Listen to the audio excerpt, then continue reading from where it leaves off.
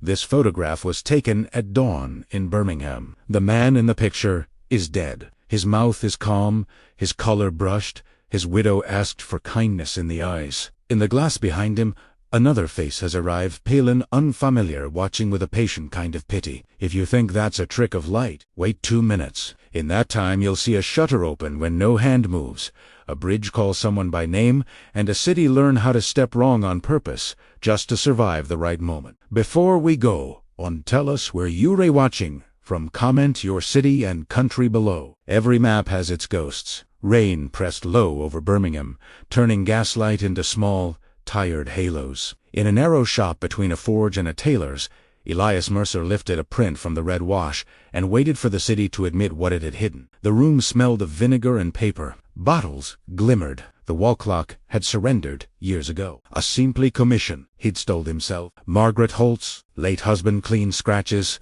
coax a kind of mouth, save the eyes from fog. But as the new image surfaced, another face gathered in the window behind the seated man, pale and unfamiliar, watching with a patient kind of pity. He checked the original, only brick and rain. He made another print, a third, each time the visitor stepped closer, as if the light itself were inviting him forward. Outside, a factory whistle cut the night into sharp pieces. At dawn, the newspaper named a foreman dead at Holt Works. The grainy headshot matched the face in Elias's glass. He set the page aside and listened to the shop breathe. The clock ticked once like a throat cleared to speak and fell silent. Birmingham woke like a machine shaking off its dream. Elias rinsed his tray and told the quiet what he needed to believe. The second face was a flaw, a leak, a trick. He covered the mirrors with cloth. He told himself reflections only borrow and return. He told himself many useful things and chose none of them. The chemicals hissed like rain. The window kept giving back someone who hadn't been there. That morning, Margaret Holt arrived with careful hands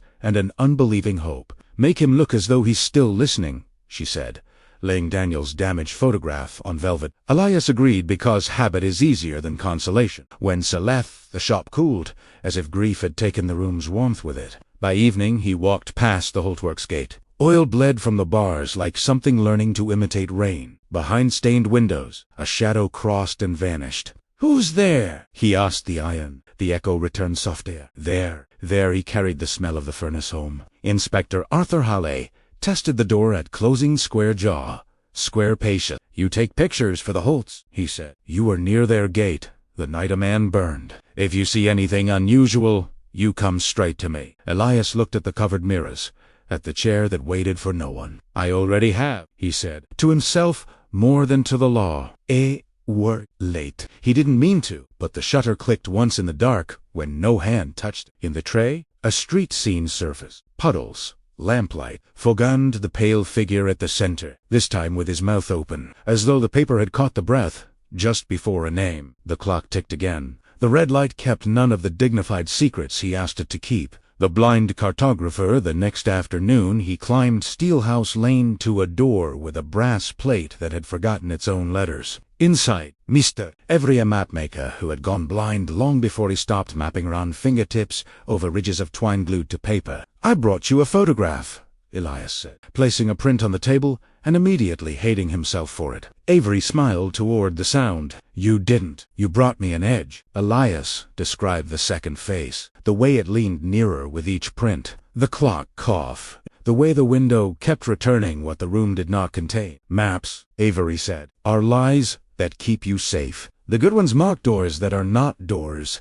When you meet a door that isn't, scratch a sign near it so your feet remember what your eyes forget." "What sign?" Avery's nails traced a shape onto the table, a square with one corner broken. "It tells the mind to refuse to close. Draw it where a place is trying to borrow your name." Elias drew the broken square on the back of the photograph. The paper felt less hungry. Birmingham's noises returned in orderly shifts. Whistles, hammers, the polite cough of vengeance. In daylight, Elias studied his negatives. The pattern refused to be wished away. Behind workers and widows and children always, in a surface that holds light, a high true shadow, leaned a fraction closer than any living man would dare. He chalked the corners of the worst plates, locked them away, and kept the key where guilt keeps its coins. When Margaret returned, he should have warned her. He didn't. "Sometimes light plays tricks," he said. "Keep the photograph away from mirrors. She frowned at the superstition and obeyed it anyway. At noon, Halle came back. Rain collected on his hat brim. He laid a newspaper on the counter. Second death at Holtworks. The face blurred by speed or fate could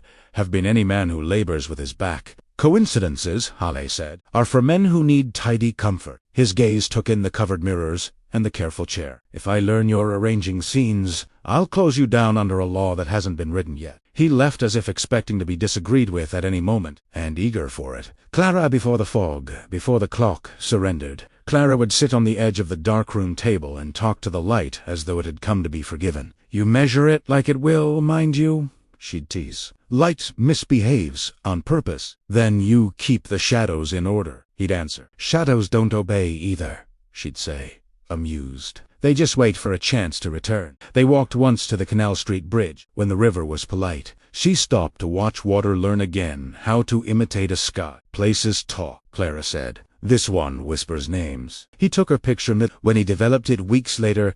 A chalk smear at the foot of the rail bothered him, an imperfect square with a broken corner no one had drawn. He didn't mention it. That was before medicine failed the polite way and the clock showed it had a spine after all. Evening bent the street. A man in a neat, dark coat took the reception chair as if invited. Edmund Pike, he said. Instruments repaired. Money in the vowels. He set a polished wooden box on the counter and slid the lid. A round of glass. A circus in miniature. A kindness, he said, for those troublesome reflections. Place this in front of your lens, and reflections arrive a breath late. Late is enough to let a man step back from a rail, not prophecy timing. To accept was too.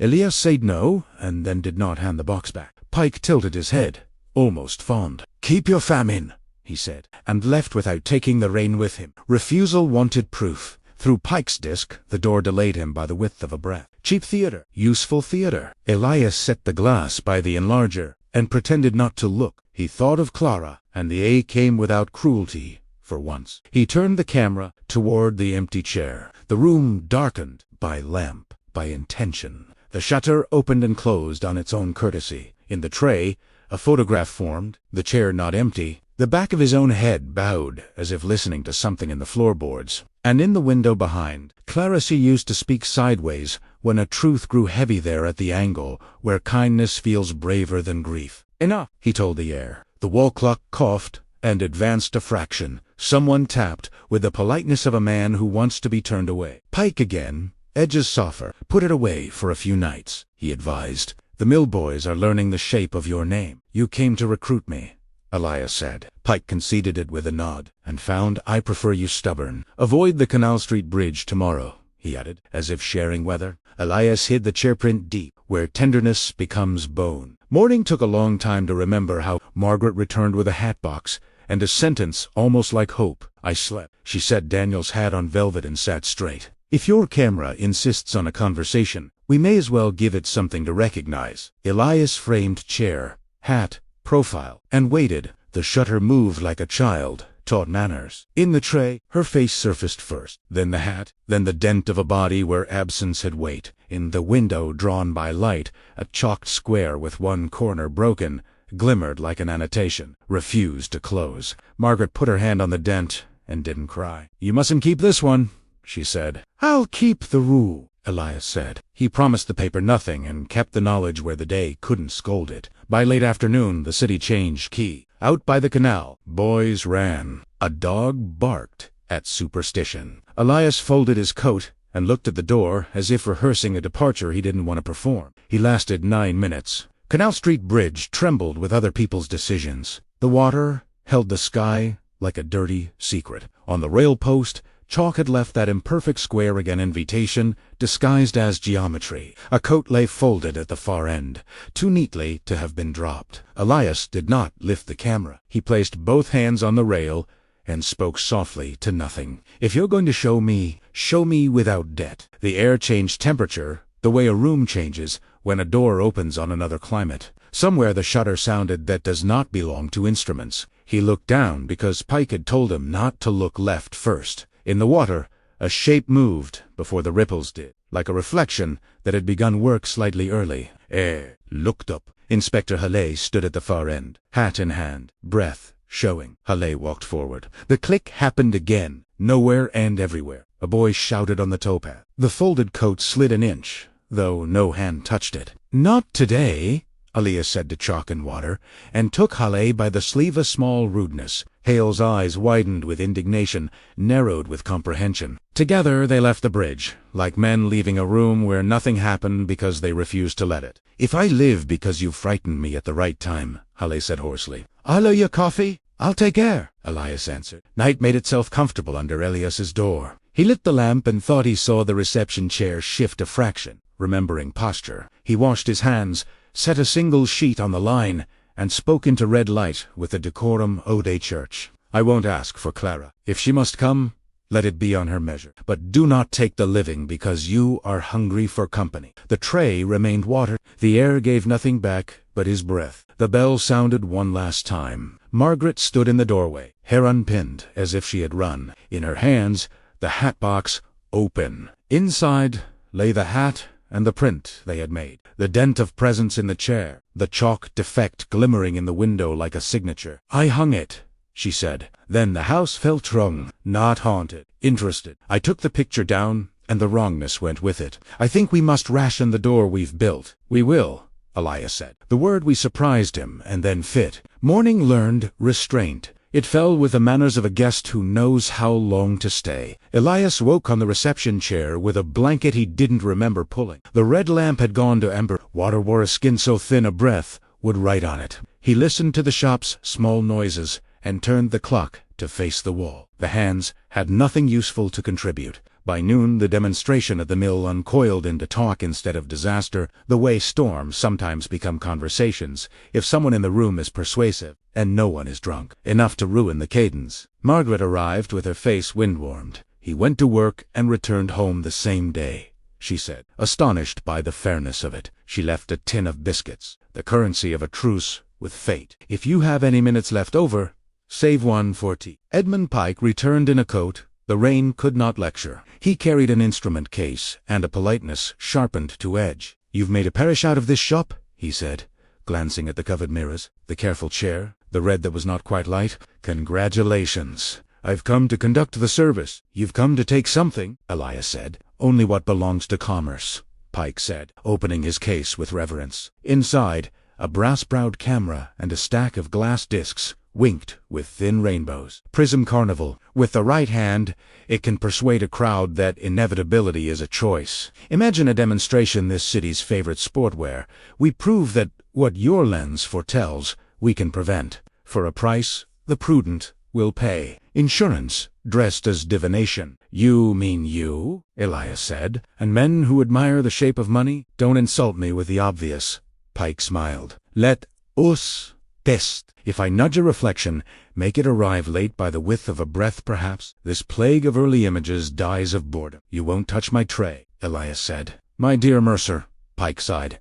"I won't need to." He lifted a disc. The red lamp split and mended across a pretty, petulant prettiness. He held it like a monocle and looked at the door. "Step through." Elias did. In Pike's eye, the door delayed him. The version of Elias in glass belonged to a past that kept walking. Cheap magic. Useful, which is more dangerous than honest. "You bring stubborn hope. I bring the deceptive hinge," Pike said. "Between us, a city learns humility." "Between us," Elias said, "the city learns to beg for permission to die properly. I won't teach it that." "Then forgive me if I take my business elsewhere," Pike said, closing the case as if shutting a window during a funeral. "Tonight, the warehouse. Midnight, a proof for those who pay to be spared. You're invited to fail to stop me." Evening drifted in with cold dust on its hem. Elias tended the room like a caretaker who enjoys the work. He did not load paper. He did not place plates. He waited for the idea to choose a doorway. It arrived as an envelope slid under the alley door.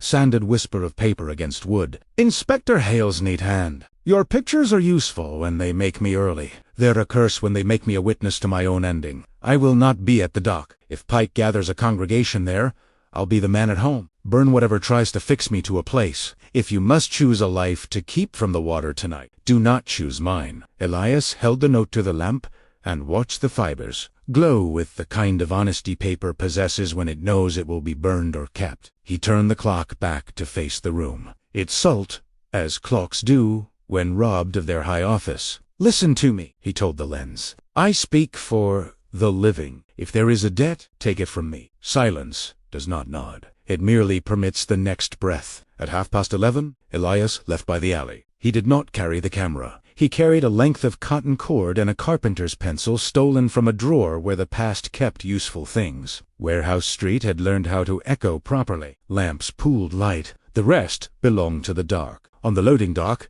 a cluster of men with money in their pockets talked softly as if money could hear and either oblige or betray. Pike stood among them like a host. The prism would be placed, the reflection teased, the early image delayed. Everyone would go home boasting they'd witnessed engineering improve upon fate. Elias did not interrupt. He knelt by the chalk defect on the dock the square with the broken corner and drew the break deeper into a door. 2 lines and a tiny hinge. He tied the cotton to a post where rope usually kissed wood and let the loose end hang like a polite refusal. No one notices a man kneeling at the edge of a cymbal. No one ever does. Midnight bent its head. Pike raised his brass toy with theatrical modesty. A gentleman in fur asked where to stand to test his luck. "Anywhere you like," Pike assured him, "and you shall live to regret it." The shutter pouted and clicked. Nothing happened, the crowd's favorite part of any good show. Pike adjusted angle, narrated like a kindly schoolmaster. Elias pressed his palm to the dock post, where his cotton waited. He thought of Margaret testing silence for truth. He thought of Holly at home, disobeying a photograph. He thought of Clara at the window, making room for kindness to arrive unannounced. Leave them alone. He whispered to wood and light. The second click arrived at the one that belongs to the world. A man at the edge slipped on a dark slick the dock had carried since October. He pitched forward at that angle. Tragedy's love. Elias's hand found the cord and pulled. The line tightened. The man's weight met a gentleness it had not earned and rediscovered the floor. The crowd exhaled as a single organism that had glimpsed its own obituary and found the typography unflattering. Pike smiled, the smile reserved for moments when the trick refuses to be grateful. "Ah," he said lightly, "the future cheated by a string." He bowed. Laughter obeyed him. Coins changed sides. Men left, relieved by the expensive lesson that nothing need happen to them tonight. When the dock was empty, Pike and Elias faced each other over chalk door and cotton refusal. "You could have made a fortune,"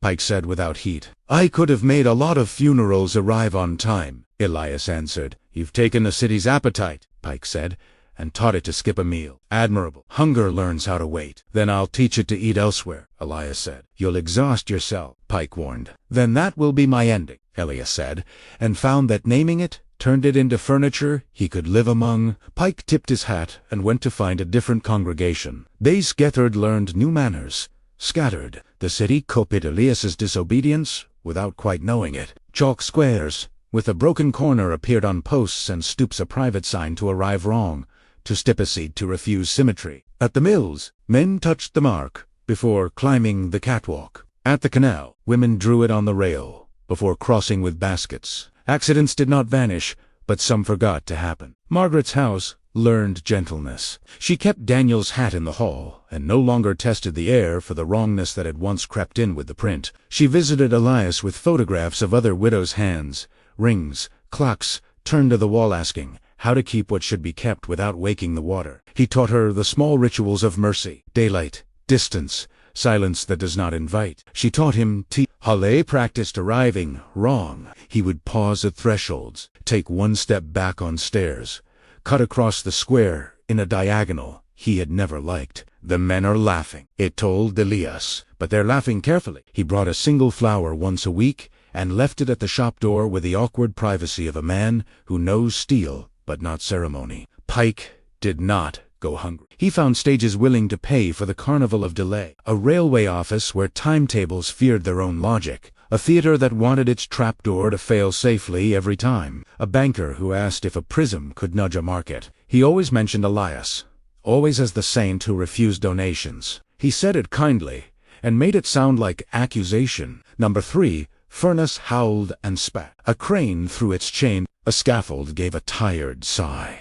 Men ran where running does no good. Elias arrived, rung through a side door, past a wall that did not mind being leaned on. The camera stayed home, sulking under its cloth. He carried only chalk and a length of cotton wound like a sermon in his pocket. The chain whipped toward a pair of boys who had lied about their ages to be given wages. Elias did not shout. He crossed the floor in the lazy trajectory of a man who knows where he will arrive and when. The cord found a flange. The chain met the resistance of a suggestion and changed its mind by a foot. One boy's cap went flying. Both boys learned a new religion that did not need a name. When the foreman demanded how, Elias shrugged. The room remembered differently. That night, the camera insisted he had not placed paper, had sworn not to. The tray breathed once. A plate that should not have existed leaned against the rack, drying itself into confession.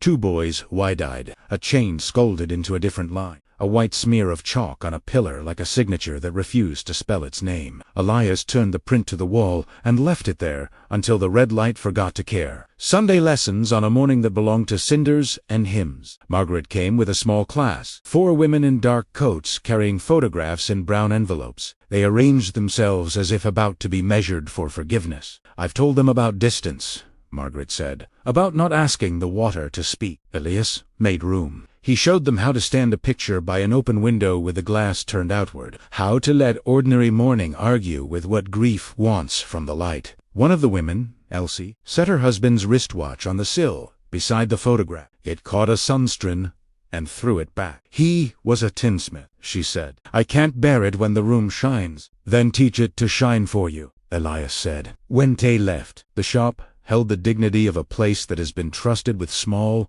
precise instructions. The camera sulked, the red lamp hummed, as if the wire had decided to like its work. The tunnel and the note in the rail tunnel, water remembered an earlier century and returned in a rush. A lantern went out in a breathless way. A signalman lost his footing somewhere, only his hands could admit. Halle bellowed into stone and got back a map of his own voice. Elias arrived carrying nothing but the habit of saying no to the obvious. The tunnel had chalked itself long ago. Surveyors, marks, names of boys who'd won dare. Elias found a square with a broken corner and widened the break with a fingertip. He stood where the chalk told him not to and discovered that was precisely where he could brace. One boot on stone, one shoulder against a rib, a body teaching gravity a more interesting sentence. He did not pull the man up. He held the man still long enough for Halle to do the foolish, necessary climb. Afterwards, in air that remembered air, Halle sat down and laughed, once like a bark. "You are a nuisance, Ithald Elias. Keep at it." The camera waited at home, pretending to be furniture. When Elias uncovered it, the bell at the door rang without assistance. No one came in. On the counter lay an envelope that had not used the door. Edmund Pike's hand, a patient line. Inside, a single photograph. Elias himself, mid-step in fog, the shop door behind him, ajar. He had never taken it. Inti-window-s reflection. 2 chairs, out of alignment, like a correction that refused to be erased. On the back, Pike had written, "We borrow the same weather." Elias put the photograph on the high shelf without anger. He wrote 2 words on a scrap and pinned it beside the picture. "Walk anyway." A theater learns manners. Pike posted bills. A demonstration of mercy, 1 night only. He rented a hall with a balcony deep enough to make echoes forget which mouth had hired them. He built a stage of levers and trapdoors and fragile poise. "We will show how inevitability can be persuaded," the bills promised, "and how the wise may purchase immunity from ordinary physics." Elias bought 1 ticket and tore it in half. He sent Halle the stub with 3 words: "Arrive wrong, late." The hall filled with men who wanted to be special by paying for it. Pike spoke as if he delivered weather. He invited a volunteer to cross the stage, where he had chalked 3 squares and broken the corner of each. "Stand here," he said, "and you will not fall." He had placed cords no one could see. He had measured the timber's willingness. The volunteer crossed, and nothing happened, which is always a crowd's favorite miracle. Coins changed sides. A banker asked about subscription plans. Up in the balcony, Elias watched the balcony. In the 5th row, a boy perched where the rail had learned to wobble. The theater had begged to be repaired for years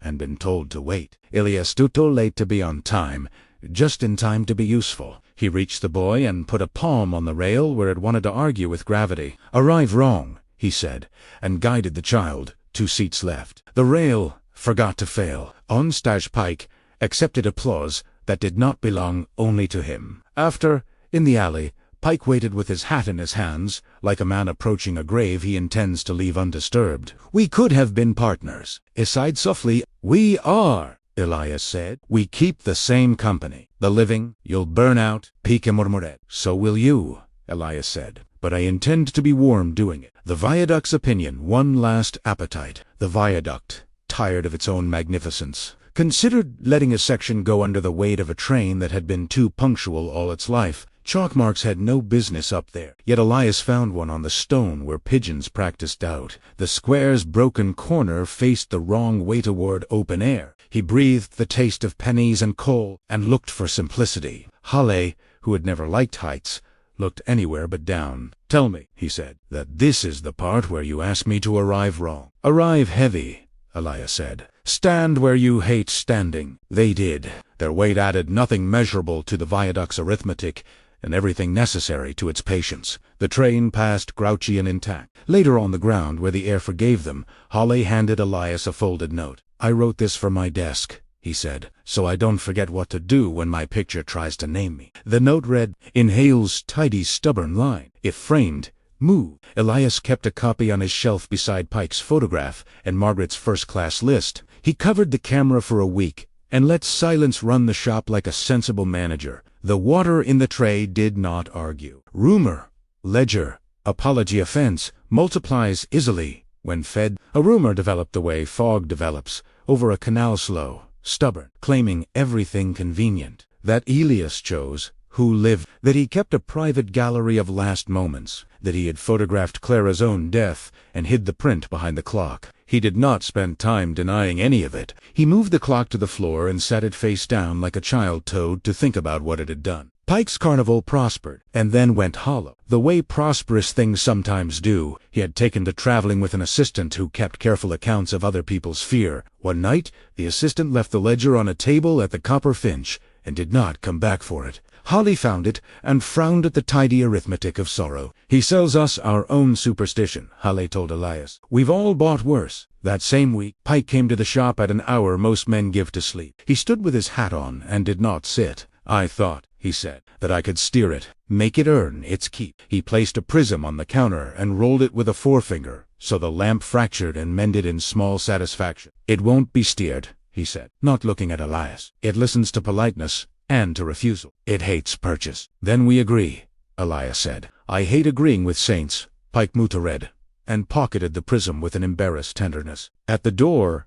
he paused. "If the city remembers me poorly, let it at least remember. I warned it once." "I will remember," Elias said. Pike nodded and left a weather behind that took its time settling. Furniture. No command when the hour finally came for endings to be furniture instead of command. Elias recognized it by its good manners. He wrote 3 notes small, declarative, unafraid of being found. One for Margaret, "The chair is yours. Speak by not speaking." One for Halle, "A wry wrong. Refuse symmetry. If a picture misnames you, correct it." One he did not sign and did not seal. "Clara, I will learn the rest by walking." He locked the front door and opened the alley one. Fog had traded places with coal. He put out the lamp, turned the clock face to the wall so it would not be tempted to lead, and took his coat. At the threshold he hesitated not from doubt, but reverence. He looked back at red glow and faithful tray, and the chair that had learned the discipline of not insisting. He looked forward to the lane that had worn his footsteps down to recognition.